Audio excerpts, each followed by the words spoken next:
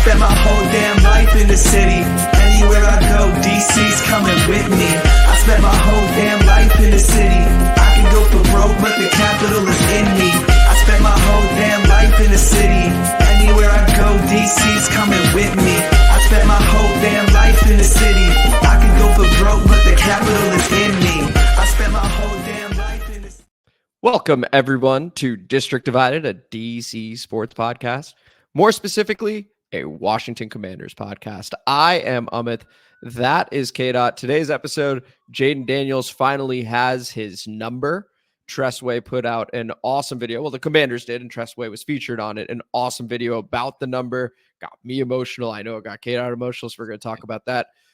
Jayden Daniels was also on the Keyshawn Johnson podcast. All facts, no breaks, something like that. I was about to say all breaks, but it's all facts, no breaks from Keyshawn Johnson. I thought it was hilarious. Learned a lot about our QB.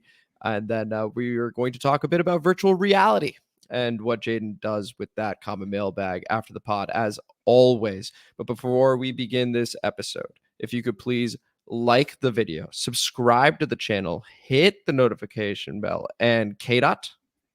It's time to share this shit. Yes, share it wherever you are. If you're listening on Friday or another day, let your people know on whatever social media bands you have, Facebook, whatever. I'm listening to District Divided. That's all you got to do. I'm listening to District Divided. We'd love you to also put a link in there, but maybe keep some mystery. I'm listening to District Divided. That's what I'm doing. You need to share the fact that you are listening to the Audio Art, the best goddamn Commanders podcast in the world, baby. District Divided. All right? That's what you need to do. And if you ain't got social media, pick up a phone. Call mom. Call dad. Call your friends. Do whatever. Keep it old school. If you ain't got no cell phone, rotary phone, I don't give a shit. Go find a pay phone. Let people know you are listening to District Divided. If you're in the car, just roll down the window.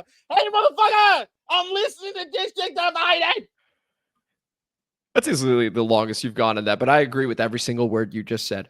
And so without further ado, let's get into it. Now, this podcast does not have a sponsor, but it does have a message for you, and we are in no way brought to you by FanDuel. So if you use the link in our description to sign up, you receive a $50 bonus bet when you place a $10 bet. You will also receive an additional $150 in bonus bets if your first bet wins. Once again, we are not at all, no sponsorship by FanDuel, but you need to click the link in the description. Now, we also will say that during football season, we've done a few bets here and there, right? We are not responsible for this at all. But what I'll be placing our bet on is Nikola Jokic over 28.5 points. The Nuggets are down 2-0. It's time for the star to step up. And I'll be rooting for KDot tonight. But just to be clear, that link greatly benefits KDot. Okay? So that's what that is. For now, we're going to switch back and forth. But for now, make sure you click the link here in the description because you get all that money.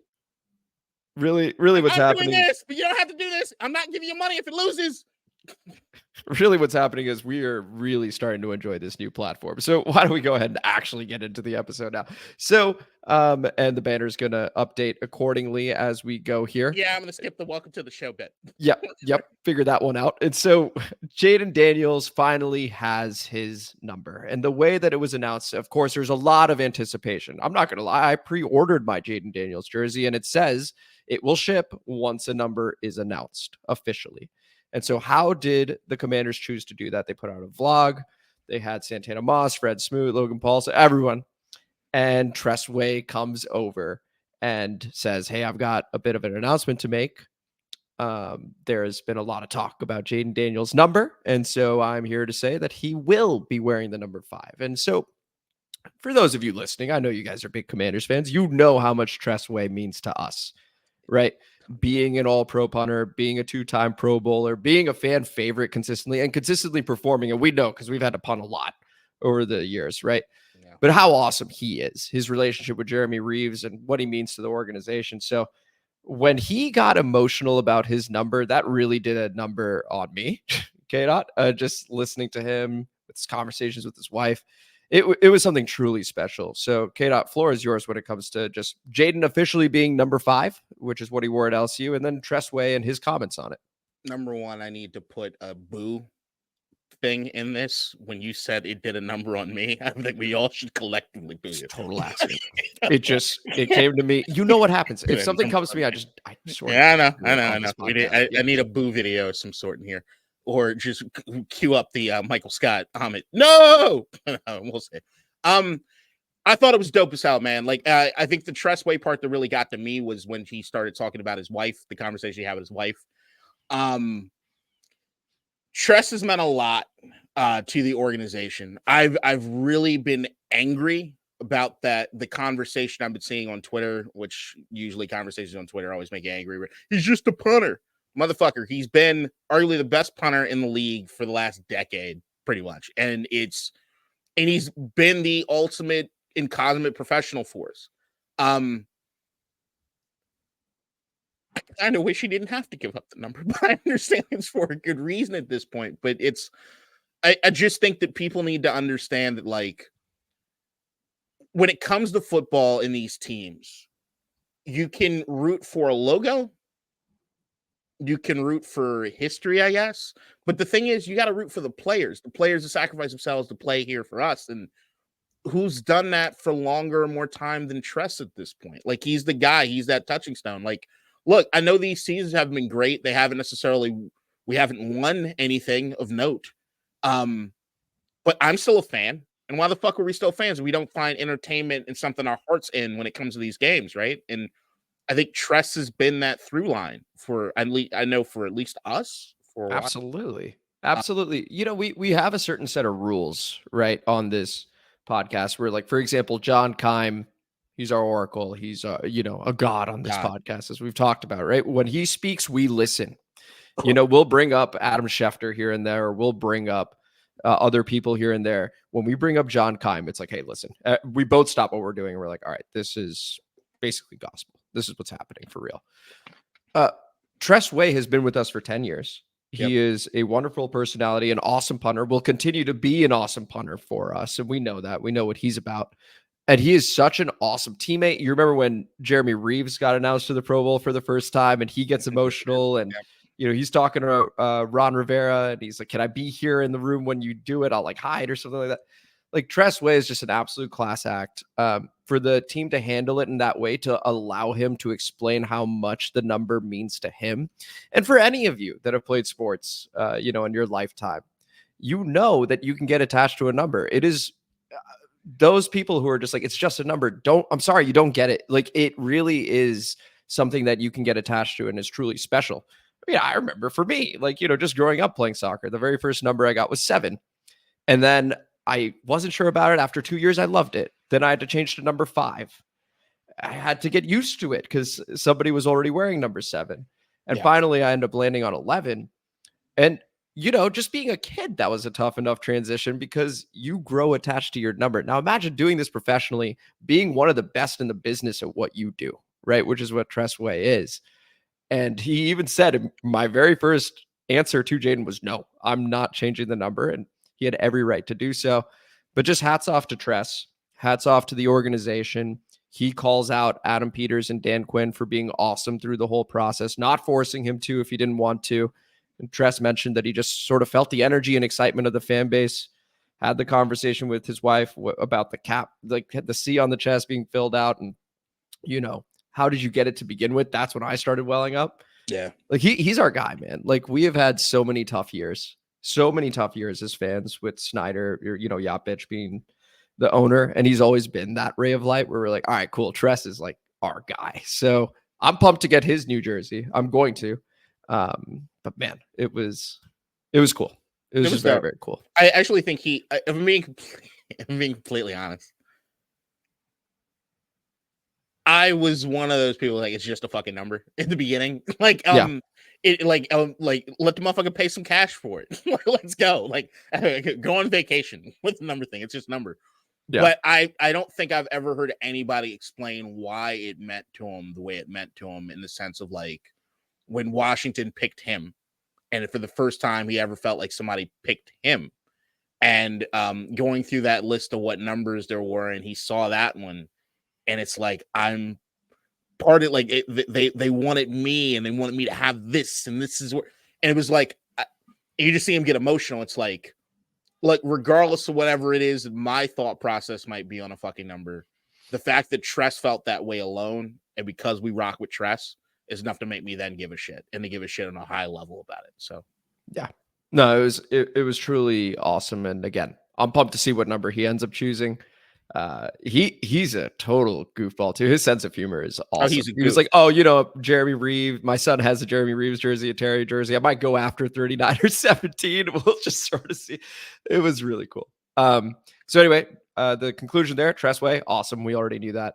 Jayden Daniels going to be wearing number 5, just as he did over at LSU. There is some speculation that maybe Tress goes after 13. I believe that was the number he wore in college. We'll see what happens, but he said he's going to take his time with it, and so we'll figure out what happens over there. But huge shout out to Tress Way, class act. Let's go ahead and talk about man of the hour is still Jayden Daniels. So he was on the podcast with Keyshawn Johnson.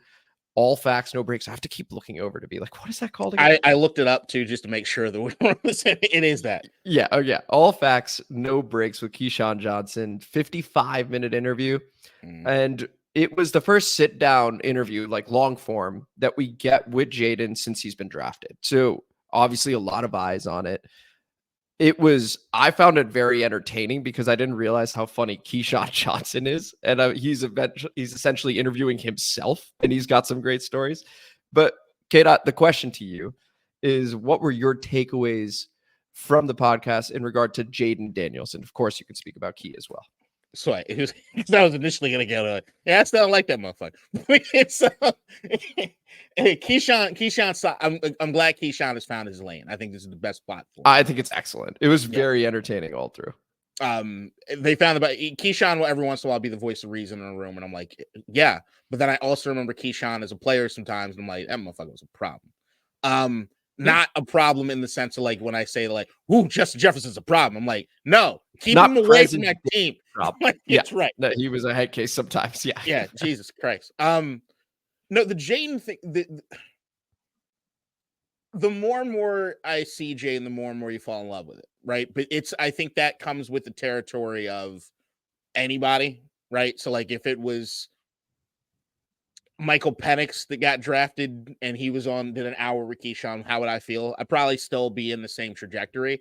But I will say that like the more and more that I'm hearing Jayden talk about himself, talk about himself, and it's just this, he's humble with this quiet bit of confidence that I'm really kind of feeling. He might be a little too quiet for my liking in some points. Like I'm just like, get out of your shell. Like just like he's just, but like when you hear his genuine laugh, when you know he's like laughing genuinely, he can't help it. It's like, oh, you're a goof. You're just a goof. Like it's just all right, cool. But the more than anything, I love when he's opening up or they're asking him questions about like his training regimen or how it is he prepares and things like that, which makes me feel like, all right, I like that. I like hearing that. I like hearing this. He's got a good head on his shoulders. Even the Tress Way, with the Tress Way thing, like he wants to laugh it off. Like Keyshawn saying, "Man, look, if it was me, I ain't asking for nothing. It's my number, right?" That was so funny. It's like the equipment staff knows. Did you see the social media bit that they did right after where they were showing him players' hairlines with the foreheads? Yeah, that was impressive. It was kind of scary. I don't know how the fuck it was VR, like, which we'll get to like that. It's but I love. Oh, that's my teammate. That's my teammate. The dude's checking all the boxes, man, as we're getting closer and closer to the season. I'm loving this press run he's doing. He's not like, to me, if RG3 is on this exact same press run, we have so many cringe fucking moments that we're like, oh no. If JJ McCarthy's on this press run, you probably shouldn't have said that. That's bulletin board material for the next guy, right? But Jayden's staying in his own lane. He's only worrying and taking care of the shit that he needs to. And I think we found a guy, man. I really do think we probably found a guy. I've really enjoyed, like you said, that quiet side to him because, I was reading through the comments of the All Facts, No Breaks. I'm just going to keep saying it until I get it for sure. The All Facts, No Breaks interview, and people were saying Keyshawn was interviewing himself. And, I think part of it was true. I think that's Keyshawn's personality. But I also think it really worked because Jayden naturally was only giving exactly enough information that's being asked of him. He wasn't volunteering anything beyond that, really. Like, so as an interviewer, you do need to pick up some of that slack, if you will, and start giving your own stories, which is why I think it worked really well. Because Keyshawn's like, oh, I'll talk forever. And Jayden's like, I'll give you exactly what you're asking for and I'll listen. And one of the things I'll tell you why I'm not like you. Essentially. So Jayden, a couple of the things he said that I appreciated. So number one, they brought up the Raiders again. They talked about Antonio Pierce. Like, was there a chance y'all could link up? And he's like, listen, that was what it was. I'm ready to beat him. And he knows what it is. It's now a business. Like, so he's already, with his media stuff, Jayden's been awesome. So he's already like, hey, I'm looking to beat him. Then he talks about CJ Stroud, and there's that quiet competitiveness, right? How CJ, he's like, look, we're both from the IE, Inland Empire, I believe is what that was. They talked about Bryce Young and him being from Pasadena, and that he never said he was from IE. Keyshawn was trying to like start something there. And he's like, no, it's just me and CJ are over there. And he's like, no, but I'm competitive with him. I would be lying if I said I didn't want to do better than him my rookie year. But, we've already been competing. He was a Heisman Trophy finalist twice, but he didn't get one. I did. So like you hear this stuff, he's boys with the rookie quarterback that historically had the best season ever. That can't be a bad thing, right? Because that's also a resource for him. I'm sure he could just reach out to CJ and be like, yo, if it's not going well, what did you do? That's there, so as you hear more and more and how tight we can bond, they asked him, can they win the NFC East? They being the Commanders, win the NFC East. And he said, I don't know. Like, it's going to be a competitive division, but I need to see what everybody's working with. I need to see how tight we can bond. And that was very important to me because KDot, for me, that is beyond the football field. How do we get along? How do I know how my teammates tick? Like, that's the stuff he's thinking about, which I really appreciate about any quarterback, let alone it being our QB here in DC. Go ahead. Yeah, no doubt. I mean, that was once again, why did I have JJ McCarthy number one? Was those intangibles, right? And one of the intangibles is how much people resonate to you or radiate towards you. And can you be a leader like that? Like your Joe Burrows, your CJ Strouds, which is like the thing that I know I've told this story on the pod again. I'm gonna fucking say it again. But the CJ Stroud, when he talked to Tom Brady before he started his rookie season. Yeah. And of course, he asked Tom about X's and O's and everything, but that was not his main concern. His main concern was like, how do I get buy-in with the locker room? What do I need to do? And Tom apparently was like, wow, he's asking about that like already. And CJ Stroud holds dinners at his house for the team to come over and do this so they can get bonded, right? Like there is that element of like especially when you hear Dan Quinn talk about what it is they want to do, when you hear them talk about from the top all the way down, this is the new culture, this is the new feeling. I don't think everybody needs to be buddy as far as friends, but I think everybody needs to have at least some kinship or brotherhood behind what it is they're doing, right? Like there needs to be buy-in between the guys that I'm going to fight for the dude next to me, right? I think that matters a ton. And if Jayden's understanding that like, hey, I think what makes me nervous is like sometimes the quiet confidence is not the best person to do that, but sometimes he's the perfect person to do that in the sense of like he can be the glue, the quiet glue that gets everybody together and then let the other people's personalities kind of take root. I think Ben Sennett is going to be a dude whose personality kind of takes root, right? Like Gronk was always a character more than Tom Brady was, right? Like you even see the Tom Brady roast. He sits there. He just sits there, right? Yeah. But everybody knows him as a great teammate. He doesn't necessarily have to say a whole ton. Yeah, I just think I'll put it to you this way. The more and more I'm seeing of Jayden, the more and more that gap that I thought that existed for intangibles is closing. Yeah. Listen, I saw a lot, I think, in this interview because he even lets Keyshawn shine. It's exactly how I think his relationship with Malik Nabers was because he talks about Malik Nabers and the type of personality he is. I can see the similarities between Malik and Keyshawn, for example. You see how close he is with Brandon Ayuk. You hear how close he is with Brian Thomas. Mm-hmm. Like, he allows his guys to be who they are, and he amplifies that. So just from a leadership standpoint, he gets it because he starts asking Keyshawn questions. Yeah. It flips. Yep. And so he's learning more about the guy interviewing him. And all of a sudden you see Keyshawn sparking up and brightening up. And Jayden's actually conducting the interview at some point. And I don't know how many people picked up on that. That was fascinating to me. He was very comfortable going, let me learn more about you. And I'll still give you stuff about me, but I want to know more about you. So like all of a sudden we get Keyshawn's holdout story. And the first time he catches a 50-yard bomb and goes, you stupid motherfuckers for not like starting me week 1. I thought that was great. You get that stuff because Jayden's genuinely interested. So this is all early. He still has rookie mini camp, which starts today, by the way. We'll see. But I've liked what I've seen so far. I'm going to say, I don't know if it's genuine interest. I will say this. It is, but it makes me think he's a smart motherfucker. Yes. There is an element to let the other person talk. Just listen. Like that is to me always a sign of a certain level of intelligence where it's like, why would I give you more information I need to give you behind this? How does this help me? Like it's I'll give you what you want. Let's keep it entertaining. But if I clearly see I'm doing an interview with somebody who has an ego that's bigger than mine. Okay. Kid, I'm also willing to bet, by the way, once he is comfortable with you, you can't get the guy to shut up. I'm talking about Jayden Daniels. I'm willing to bet once he gets comfortable with Terry, once he gets comfortable with Jahan, etc., he's going to be yapping a whole bunch. Probably behind the scenes. But that's behind the scenes. But that is what I want. No, of course. Tom, media continue being who this is. This is perfect. You look at the Patriots. Me as a guy who followed the Patriots heavily, me and Munster X, who sometimes comments here, we were always fans of Belichick and Brady. And people would give us shit to like, Belichick, he's the fucking Grim Reaper. Like, he has no personality. And then like, it's just because you don't know who Belichick is.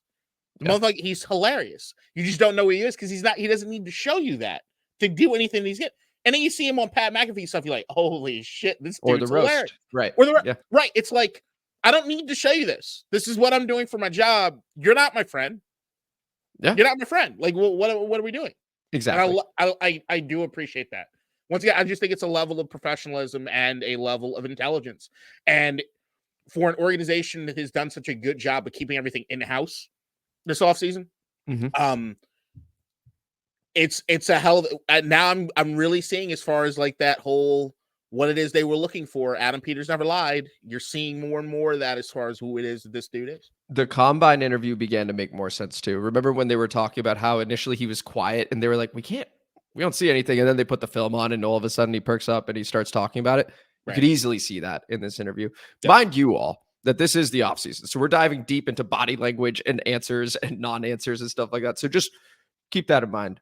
But we are going to talk more about this because virtual reality was also mentioned as a training method that, Jayden uses. I think at this point, it's pretty well known if you're on social media or reading any of these articles on him, that VR is a big part of what he does. KDot did a bit more of a deep dive on the virtual reality. I found it particularly fascinating when they talked about loading in a stadium and coverages, and you could move the humans, if you will, that you see virtually at a quicker speed than, the average human would go. KDot, why don't you go ahead and tell us a bit more about what you picked up?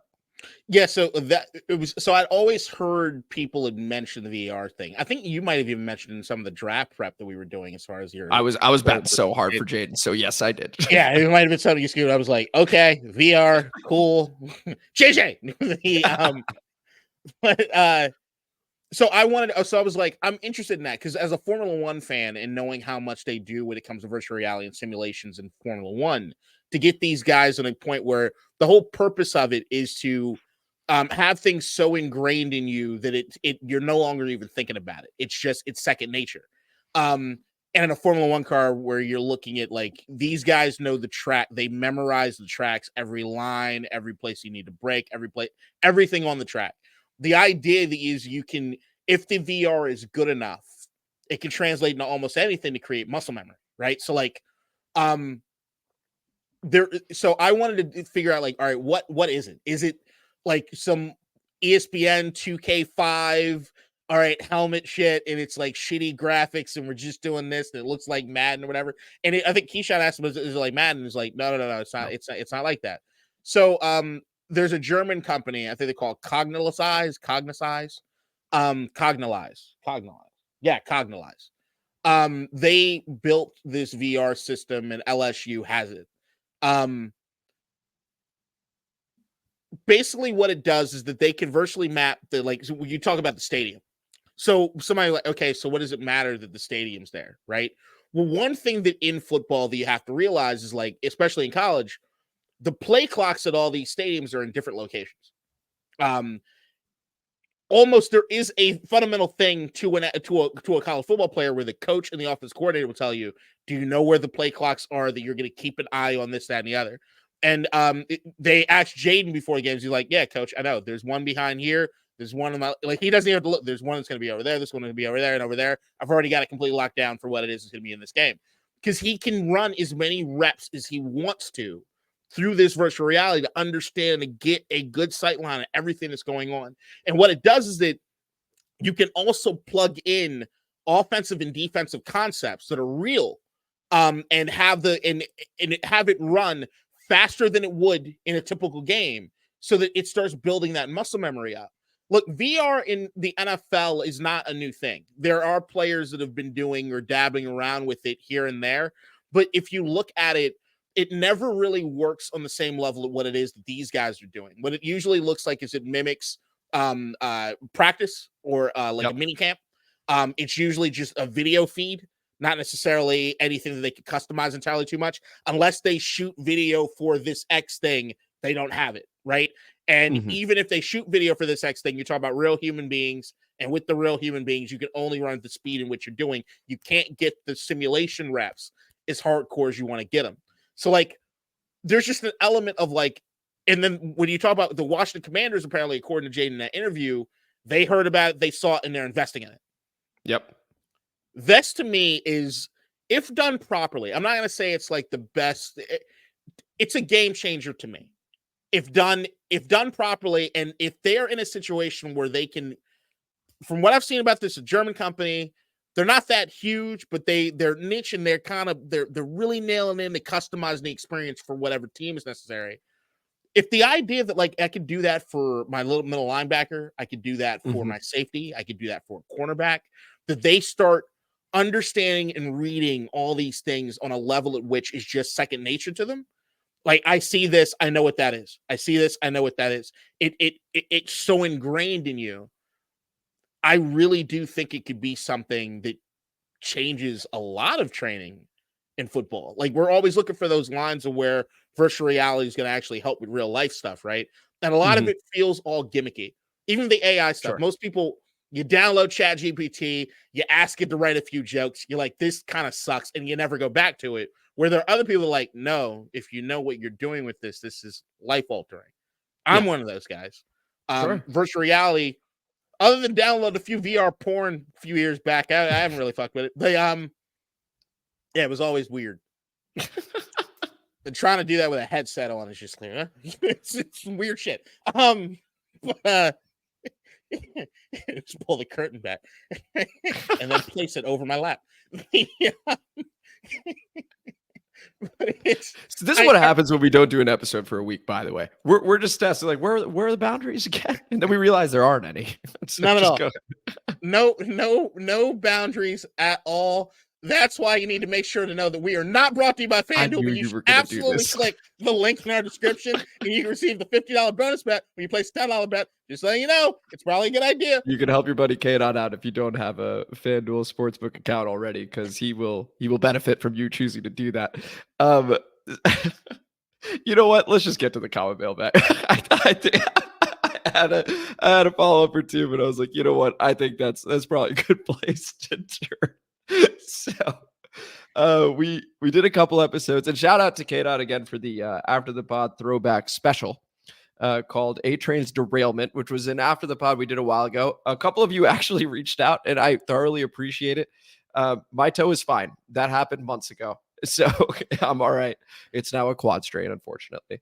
But we're going to begin with the two comments we actually got for that video. Okay. Easy there.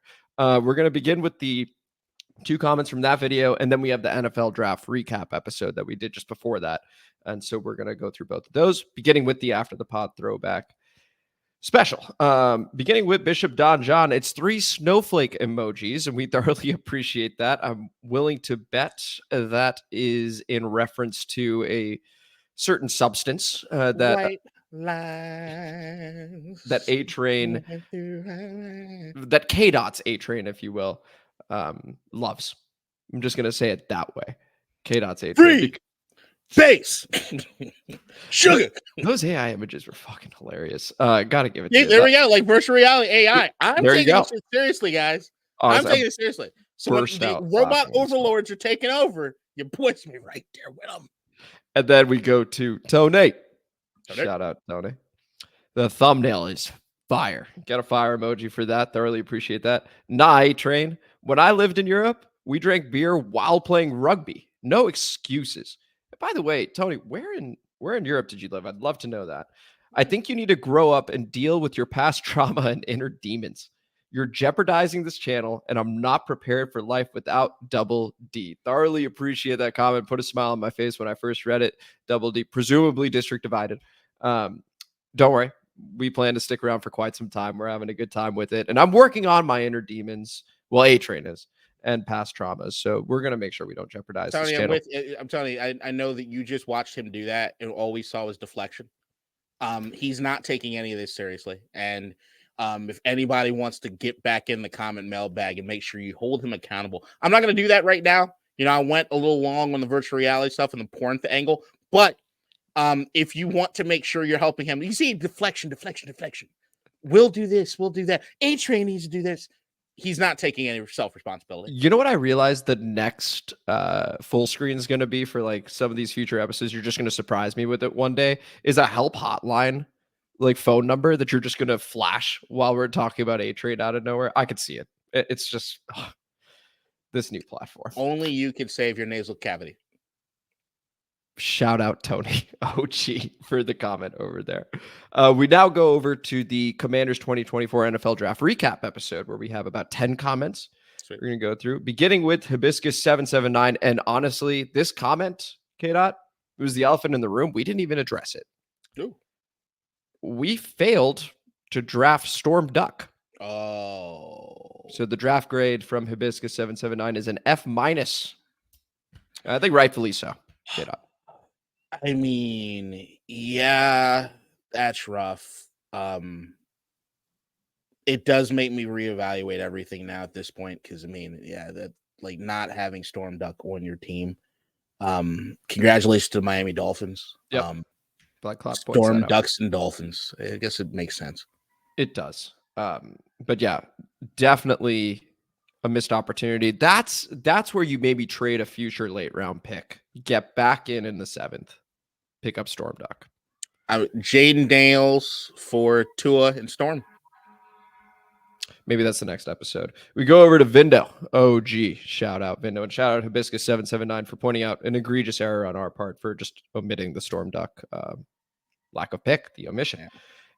HTTC, bro. Appreciate the comment there.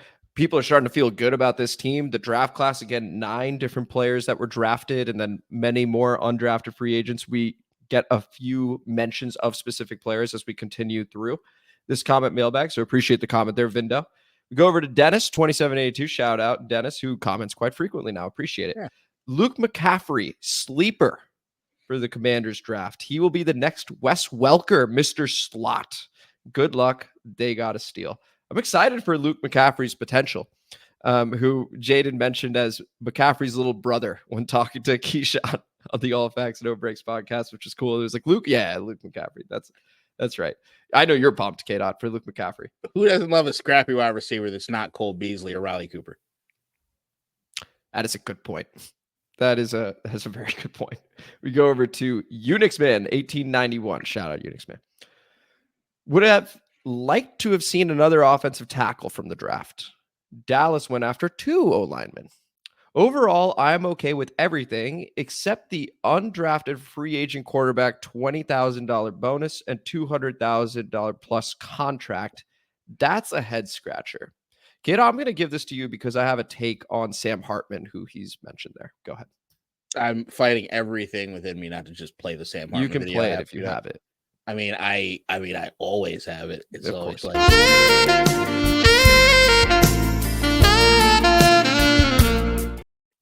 like, if you can't realize just with that wise, look, it's not my money, it's not your money, and it doesn't really count towards the fucking salary cap. What does it matter? Like, if they see something in the guy, then they see something in the guy. We'll go with it. I will say that, like, look, I predicted beforehand that we'd be, after the draft, you give it a few days, a week. You're still going to have people that are still upset that their quarterback didn't get picked. And that'll be the Twitter discourse for a little bit. And then we'll kind of move on to a hopeful period or people looking at it. The hopeful period is not coming anywhere near soon enough because people are still worried about the offensive line thing. And I get it. Right. When we did the draft recap, we kind of broke down like how it is that things kind of lined up or shaped up where it didn't necessarily make sense to overspend to try to get a guy that's still a project or still a developmental guy.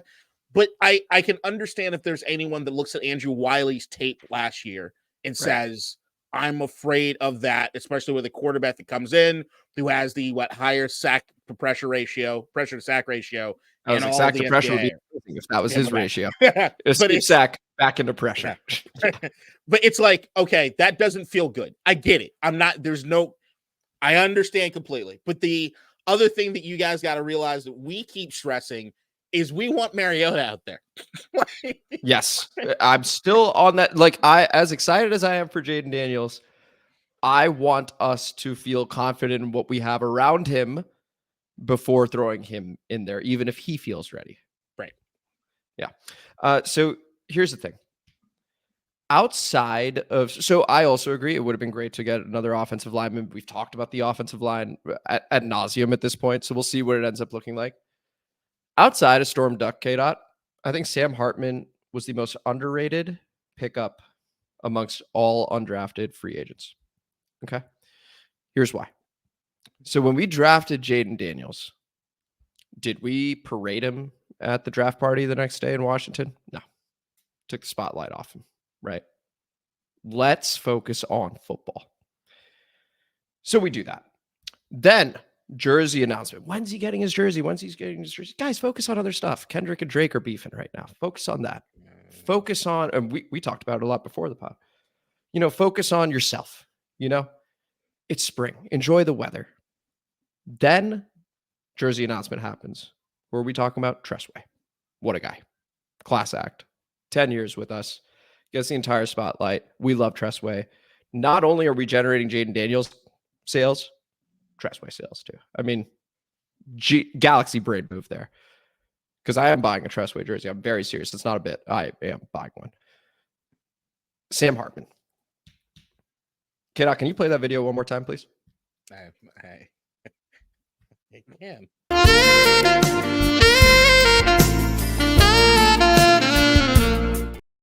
That man was in a video with Luke McCaffrey walking in slow motion to the field. That shit was sexy. That got 250 retweets in the first hour. That shit was good. All eyes on him. And to upload some Sam Hartman not on Jayden videos. We have done everything possible to keep eyes away from Jayden and on everything else. Sam Hartman, hate to say it, this was an eye candy signing for a lot of people. Okay? I'm enjoying it. We're focused. Exactly. Keep focusing on the other stuff. Focus on him. This is the best thing for Jayden. I'm telling you that right now. That's a Have Sam over there. That is where I'm going. Excellent signing for our Washington Commanders, Sam Hartman. Maybe he ends up being good himself. Win-win, in my opinion. I think he's going to end up being something. I think he'll be something. Well, we don't know what. He'll play so bad. He'll be something. Let's say right now he goes off in preseason game. The cult of Sam's gonna be fucking hard. Oh my god, this guy's gonna play preseason games. I totally forgot about that. If he lights it up, I mean, you saw Colt Brennan and Colt McCoy was bad here. How many Sam Hartman jerseys are they gonna sell? They actually might sell a few. I kind of want one. It's a goof to a certain degree, but yeah, I kind of want one. So then you agree with my take. It's genius. Look, but I also think you're inviting potentially a quarterback controversy because look, if there is no controversy, no. Hartman lights it up in the preseason. If Hartman lights it up preseason, you already know where all the ladies are going, and there's gonna be a bunch of closet males that are like, I like Hartman. They're not gonna be able to admit why, but they're gonna be all for it. Okay, I'm just saying it's. And look, well, if anyone clips any part of this episode and clips that video, we'll know why. We'll know why.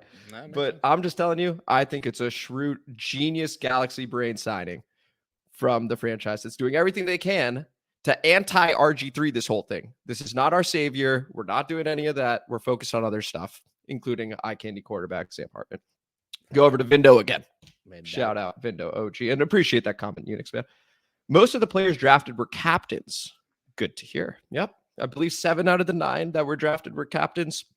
A lot of them played 3 to 4 to 5 years, as we know, 5 years with Jayden. But these are veteran players that got a lot of snaps, that are leaders on their team. It's going to help with the culture. Year one culture. We can start taking the bigger swings in free agency in the next season. But I think they've done a great job so far. KDot, what'd you make of that? I like it conceptually. I just think that it needs to be packaged with a lot of other things. Bruce Allen, that was something that he cared about a ton, was drafting captains. I know. It's a good point. It's like I was like, I have no smart ass response for that. So it's one of those things where it's like, as long as jury's out, we got to see how these dudes play. Like you can't draft grades only matter depending on the production you fucking get out of them, right? So like at the end of the day, that's what I'm looking at and what the culture is. I will agree that if I could choose somebody that had a team captain, it had that C, but also the guy spoke highly of him and everything, of course you want that on your team. Of course you should want that on your team. But yeah, I gotta see how it all hangs out. Just because you're a captain doesn't necessarily mean a whole ton, because we don't know. Yeah, I mean, we're only going to have a handful of captains over here. One of them probably will be Tress Way, though. Shout out. Although Bruce Allen had a better track record, I think, overall than maybe the Ron Rivera era, right? So, like, I don't know. Actually, yes. That's frightening. There was something to it. So, like, I don't know. It's George Allen's kid. You'd think there'd be a little something there. I'll see if I can look back at the team captains the team is drafted. There's a number or something that exists. We're beginning to get some material for some future episodes. And the schedule's going to drop next Thursday, by the way. So we'll probably have our way too early predictions all over again. We'll see how we do this time. Go over to Unix, man, again. Shout out. You guys have a lot of energy over this draft. Nice. Indeed, we do. Again, this is the very first draft post Yacht Bitch. And so it was a very exciting time seeing Adam Peters on the phone, seeing Dan Quinn on the phone, Josh Harris on the phone. Exciting times ahead. And again, the very first draft of that. KDot, any additional thoughts before moving to the next?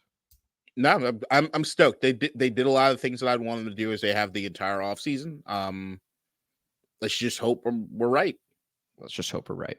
Go over to Gary B. 7193. Shout out. Ben Sinnott was an excellent pick. His willful contribution as a blocker, even more important for our current O-line, which is an excellent point. And 3 different people, I'm going to make it 4. 4 people thumbs up that comment because that is when Adam Peters says he sees a mix, and I kind of wish he didn't say it just because I think there's already hype around it, a mix of Kyle Juszczyk and George Kittle. Like, the one thing they both do extremely well is block. So no matter what you think of his speed, which is good, his size, which is good, like all that stuff is good. It does sound like he's going to be a very good blocker at this level, at least from what our general manager sees and what our scouts see. And that will certainly help when onboarding a rookie quarterback and onboarding an offense, quite frankly. We'll see what it ends up looking like. Go ahead, KDot. I think also Adam, every time that he said one of those guys' names, he then tried to throw cold water on it in the sense of like, I'm not saying he's them. I'm just saying, but you know, the quote's the quote. Like, I know. Or they'll spin it. But I will tell you this: there's a reason why he was on every single fucking mock draft I wanted to do. You guys have known he's a name that he's been a through line name for me. When you see his tape, you're right. He's a willful, he's willing and loves doing it.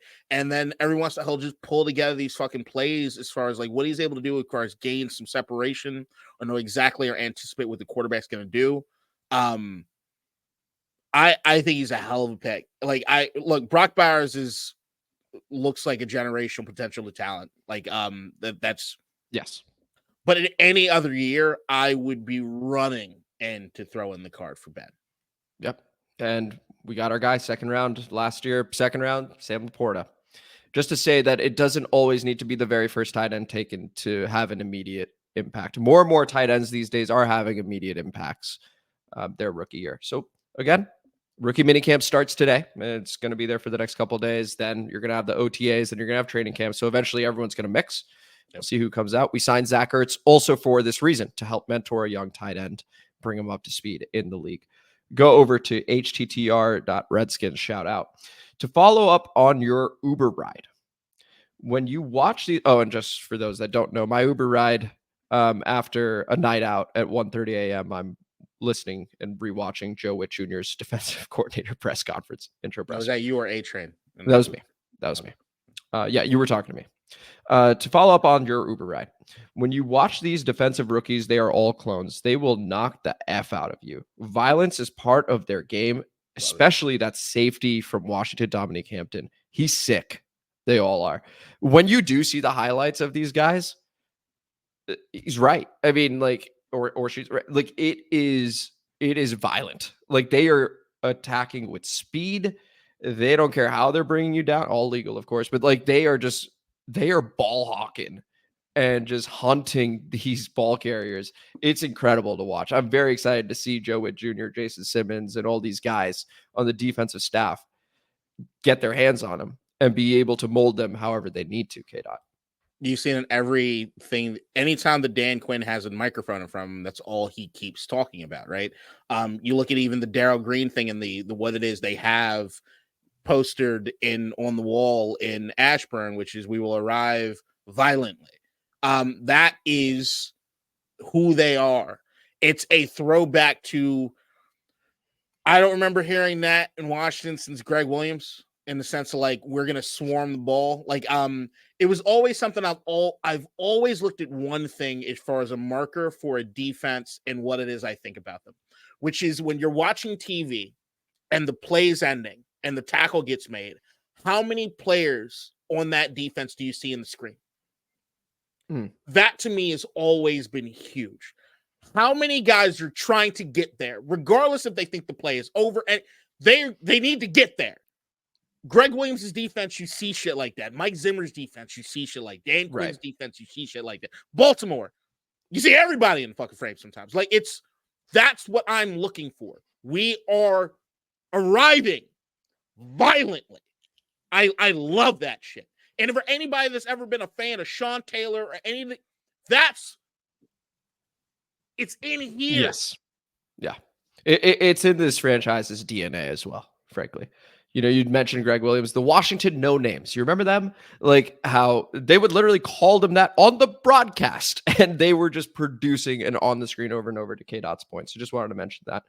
We go over to Joey Donuts, 8011, shout out. Great name. Never heard you dudes until today. Bravo. You have earned a new fan, fellas. Great chemistry together. Keep up the good work. Joey, thoroughly appreciate the comment, bud. Glad to have you on board with the District Divided family. Continue to share this shit, please. Thoroughly appreciate it. KDot, any words?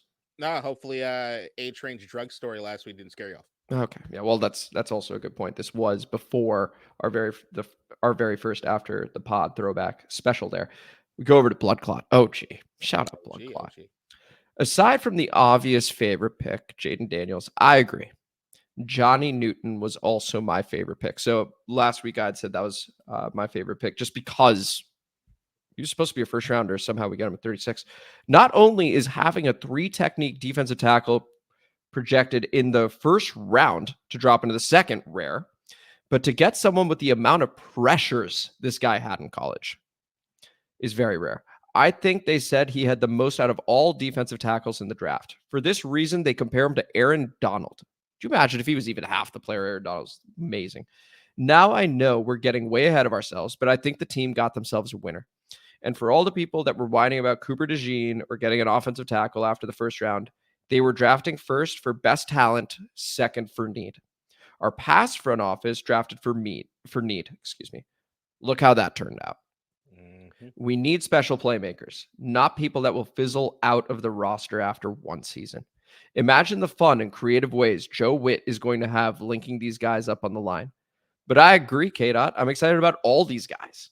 This is kind of a silly point, but someone in a Facebook group posted a side-by-side RAS raw athletic score of Brandon Coleman and Trent Williams out of college. Coleman beat him at every stat.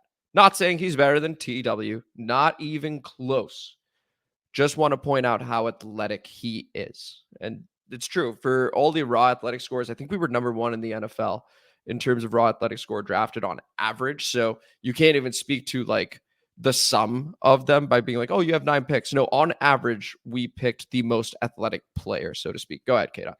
Yeah, somebody was breaking down the raw. I wish I remembered the video, but it was like they look at players at a particular position, and they look at metrics that they share as far as the best ones. It is not a judge of talent under any circumstances, but it's, hey, if you can run a 40 like this is the upper echelon players that have this in common. This is what these people have this in common. They look for common denominators throughout the eyes, but it's not an indicative of anything beyond that. Shit. Samish Reyes was the most highly athletic scorer in the history. We got real hype for him because of the RAS, honestly. Yeah. But that's the thing is look, what I love is when you have that, it means that if you have a high raw athletic score, it means that you are raw, pure talent. Now, what you need is to be moldable, to use that talent and to learn, and to be able to put. So, that's why I love the fact that it seems as though the coaching staff we have right here care about coaching, development, and teaching. And as long as these guys are just open to learning, the sky should be the limit for them. But who knows? I love the combination. It also shows that Adam Peters and those guys have confidence in these guys' coaching abilities. Yeah. And they have profiles around these players. That was quite evident. So again, with the athleticism, with the what's the word? The experience, and being captains. So you get those 3 things. It's hard for those to be bad things, to be totally honest. So we'll see what ends up happening with the coaching staff, which we feel quite optimistic about. So shout out Blood Clot for that comment. We go over to user WI5QW3RS80. Shout out. District is not divided. HTTC favorite Sinnott. So another Ben Sinnott favorite draft pick over there. Appreciate when you read that username. I was terrified. I was about to go off once Marty. What am I gonna have to say now? No, you're good. You're good. Oh, I love it. we have done that before though. We go over to Pally for Life. Shout out Pally for Life. OG production off the charts, guys. Referring to the live stream, new intro sequence, and additional graphics. We are not worthy. 2 quick notes. Number 1. It appears Vegas expects Jayden Daniels to start the majority of the season. Initial 2024 over-under lines are 3,150 passing yards, 17.5 passing touchdowns, and 525.5 rushing yards. Where are you guys landing on JD props? Why don't we answer that first before we go to the second question? I can repeat those if you need me to. Do the rushing stats again. 525.5 rushing yards. I think it'll be over in all of those. I don't want them to be. But the more we creep into it, the more you even hear Jayden say that, because I think Keyshawn asked him, when are you starting? Or are you starting? And he's like, well, when they think I'm ready.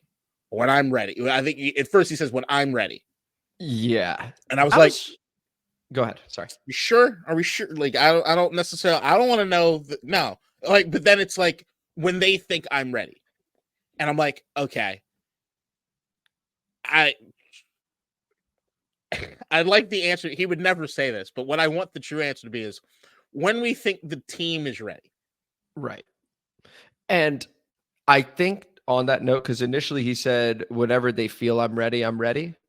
And so he initially interpreted that to mean when I feel I'm ready, I'm ready. But then he does add when they feel. Yeah.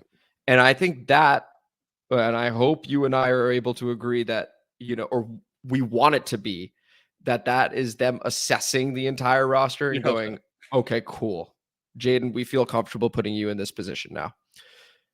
Because no amount of VR can explain the offensive line play last season. Like it's just Most of it. we need Some of it. we need stuff around him to be ready. This was the biggest pick we have made in quite some time.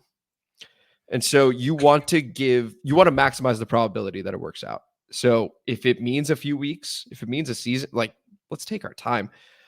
I would go, okay. Sorry, that was very long-winded and very hopeful thinking on my part. 3,150 passing yards. I would go over that. 17 and a half passing touchdowns. I would go under. 525 and a half rushing yards. I would go over. And that is if he starts the majority of the season. I hope that he doesn't. Right. Just one more time. Like, listen, and it's not even a knock on him. It's more a knock on, I don't necessarily trust that the team is fully going to be there come week 1, but we'll see. And then we go to the second question from Pally for Life. I visited the Eastern Shore this past weekend and met a fellow devout Commanders fan. What do you think I did? I shared this shit. My guy. Monsieur X. Shout out Pally for Life for that. Sharing this shit. Thoroughly appreciate it. Oh boy. Okay. We go to Jasanto. Oh. Shout out Jasanto. First 5 words, take a sip of water. So I'm going to do that right now. I just ran out. I'm donating blood plasma later. So I have to drink a shit ton of water. Yeah. I'm reading Jasanto's comment right now. That's what No, yeah, you need it. Whew, I'm just gonna sit here. Yeah, you enjoy. Kick back, relax. Check to see if anybody used the link. I really liked the players they drafted. They are all a bunch of high motor, athletic team leaders. Exactly what has been the theme of the common mailbag so far. My concerns at both tackles are still running wild. If I remember correctly, Lucas did have better stats than Leno did last year. Regardless, he's not a high-end starter, and the idea of him and Wiley starting is gross. The tackle they drafted, Brandon Coleman, has a ton of potential, but might need some time to develop. I know some of the best offensive lines only have a few top-end draft picks starting, while cohesion, consistency, and communication are the most valuable traits. Mm-hmm. Hopefully, Coach Brian Johnson, proves the doubters wrong, being he was the most questionable hire out of the new regime. Oh, I'm sorry, Bobby Johnson, it would be in that case, the offensive line. I was thinking Brian Johnson. Offensive line coach. As of now, the O-line coach and the OTs are still a giant question mark.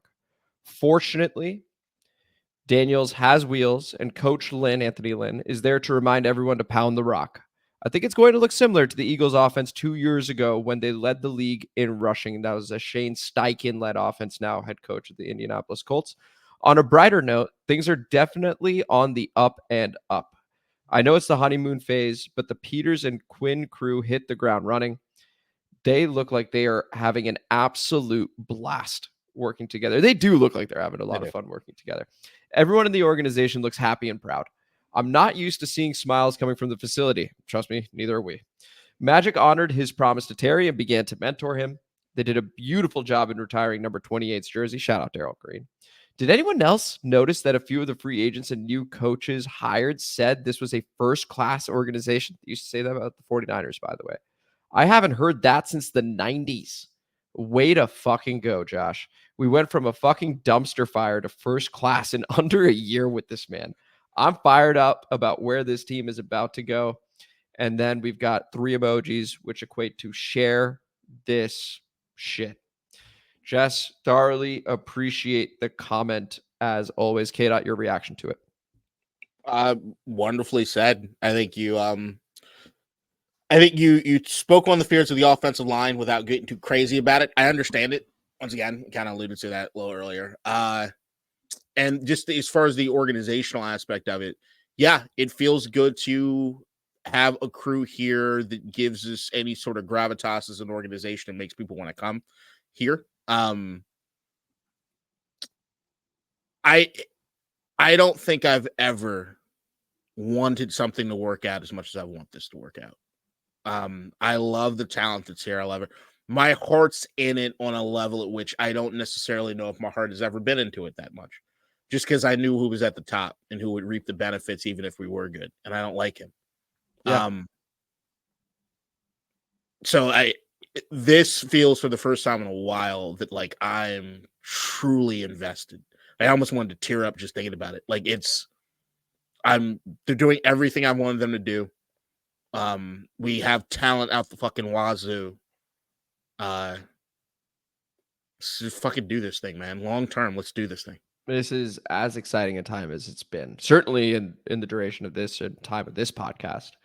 But KDot, I think you and I have been talking. It feels like we're kids again, where we just have that excited energy about it. And this could be our team on Sundays that you can ride the highs and the lows with and know that it's being run properly. Right. And that's exciting. There's no sort of moral ickiness when it comes to rooting for this team. That conversation's gone. And that feels really, really nice. It really feels like it's about football. And I'm going to completely echo what KDot said. My heart is totally in this. This is the first time I bought a jersey in 9 years. I'm going to buy Tress Way's jersey too, just for the vibes and how great he is. Like, I haven't been this excited in honestly, I'm more excited about this than even when we drafted RG3, because in that moment I wasn't feeling great just with all ownership and stuff I was learning at that time. Like, this feels different. This feels exciting. Fuck, man. I can't wait for this all to get started. It's going to be great. No doubt. Yeah. And that was the comment mailbag. And this was the show. This was District Divided, a DC sports podcast, more specifically a Washington Commanders podcast. Thank you guys so much for listening. I am Amit. That is KDot.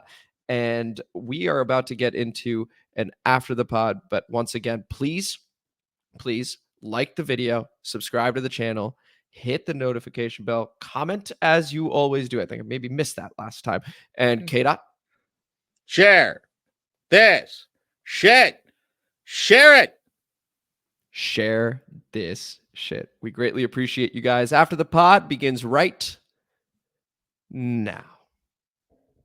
Nice. I do enjoy this new platform. It's fun.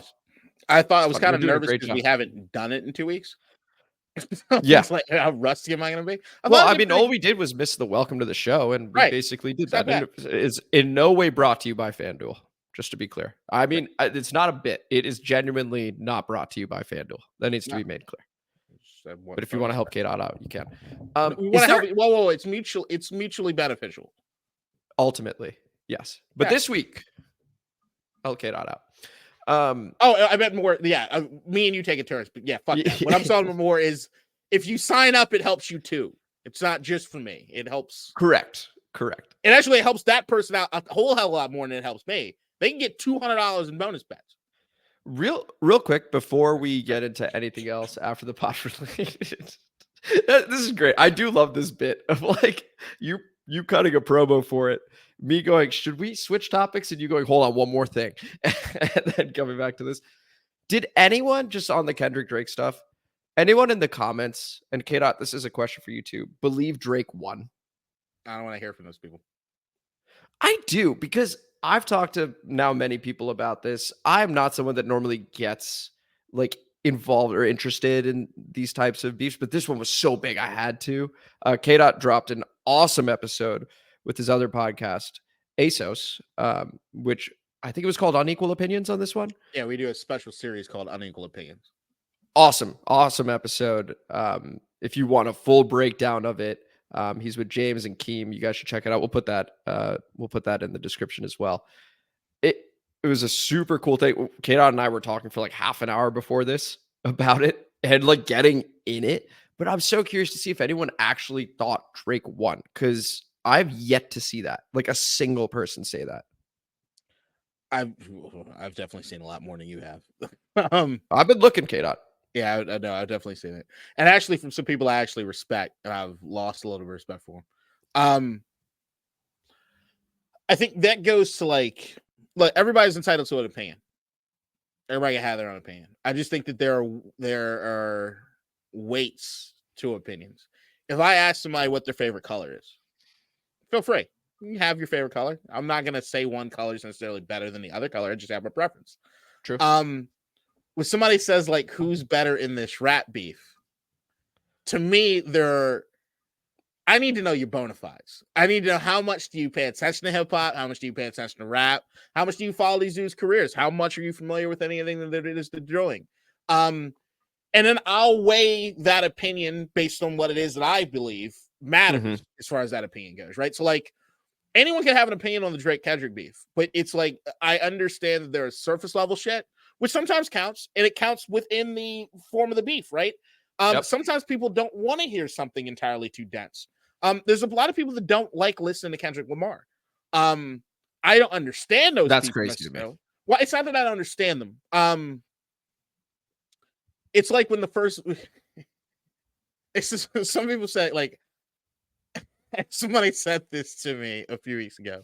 He's like, I don't really listen to Kendrick. I'm like, what? He's like, nigga, I don't want to have a thesaurus when I'm listening to rap. It's like, it's just too much. I get it. I was like, I can conceptualize that. I get it.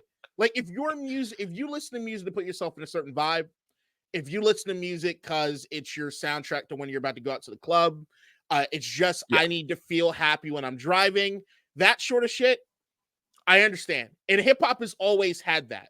There always been your dance tracks, your tracks that are not supposed to be that lyrical. It's supposed to be, it makes Rob basically, it takes two to make a thing go right. Who the fuck is looking for what lyrical breakdown that song has? It just feels good to dance to, right? So like, and I love that shit. I love shit that's just to make you move, to make you feel, right? But to me, when it comes to artistry, I'm much more of a modernist than a postmodernist as far as from my art standpoint, which is, I think that there is a truth, like a core fundamental thing that you should look to achieve with art. Which is, I do agree that there's a feeling, but it's more about expression and truth and vulnerability and what it is you're doing to really get to the core of that. What are you sacrificing to get to the core of that? There are elements to it. It happens in, I liked it a lot. I do it a lot when it comes to movies. Like, that's why I weigh certain movies more than others. But I still, every once in a while, love to throw on fucking Bad Boys 2 or Transformers and just have a good time. But I don't look at it the same way I'm looking at Beau is Afraid from last year, or even Oppenheimer to a certain degree. Like, there's just, there are elements to this. And I can't, when I'm listening to Drake and I'm listening to Kendrick, I will tell you this. Drake in some of these songs has come with a certain flow and a style and wordplay that is getting me some of the best Drake I've heard in a very long time, which I'm happy about. Because I listen to Drake in hopes of liking it more than I do. He matters to the culture because he's so high, and I'm trying to understand why. And every time I come back, because that same channel you talk about, Unequal Opinions, I've reviewed Drake's albums on that.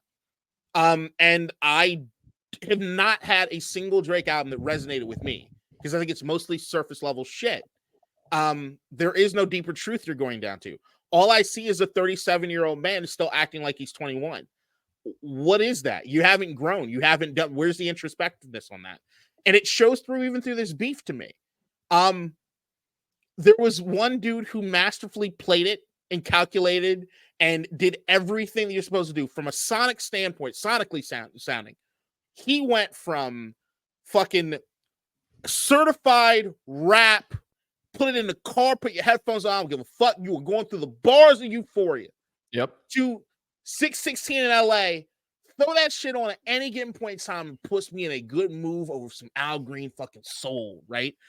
To Meet the Grams, nigga, you might got problems. Like, maybe you didn't go to enough therapy, because this is, but here's what I've learned in therapy, and this shit fucked up. It makes you, it's one of the, it goes in those, the Pantheon of uncomfortable songs list. Immortal Technique has a few of those things. Early Eminem. If you listen to the song Eminem and you don't have a visceral reactional feeling, you might be a sociopath. There's that element. So it's like the really cerebral shit, a therapy session in a song, right?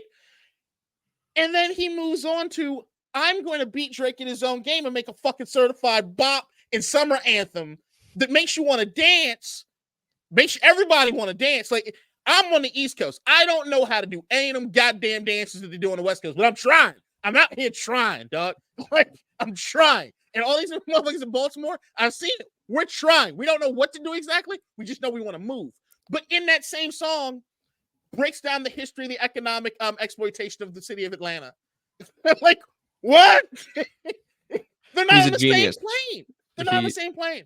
He's an absolute genius. And to be able to do that, like sort of play the Drake game, if you will, like I can make a hit too if I really want to. Like, I mean, this guy, and he's going to hear it everywhere now. Like, this is going to play everywhere. How the fuck can you be? Because the thing with Drake to me has always been he cares so much what people think about him. Which Kendrick highlights. Kendrick is highlighting the entire time. Meet the Grams. To think that I was the cool guy, that everybody thought I was cool, to everywhere that you go, motherfuckers say certified pedophiles. Like, what? While Kendrick doesn't care simultaneously, which makes it worse. I mean, because you can't get to the guy. Anyway, we're already up against a hard stop. I wanted to cut a promo for you, KDot, and just let people see how passionate you were about this, because this was awesome. And to check out Unequal Opinions, because KDot, I thought you guys absolutely crushed it. So I just wanted to. It's yeah. And this is where you go to the fundamental thing of why Drake is kind of despised by some of us for a while. I wish Drake was just an SNL cast member, if I'm being completely honest. I just wish he was that. He'd give me some of the best goddamn songs, better than anything Lonely Island could have ever done. He's funny. Good, yeah. Him on the SBs, he's funny. But this whole... The culture means something. It means something. It's ingrained in me. I love this culture. I love hip hop culture. The dudes that did that podcast, we love this shit. This shit mattered. Brendan was hitting me up at all hours of all that. Dude, did you hear about what happened at the protest in Colombia? Nigga, the culture has me here. I don't care about this. Don't talk to me about that right now. I'm doing this. Well, what are you doing? Dog, I got 7 hours worth of podcasts to listen to today. Leave me the fuck alone. Well, it's culture. On that note, that's going to wrap up the episode. But again, check it out because it's fucking awesome. We will see you guys next week, Friday, 2 p.m. Schedule will be released, so we'll talk about it. And until then, take it easy. Bye, everybody.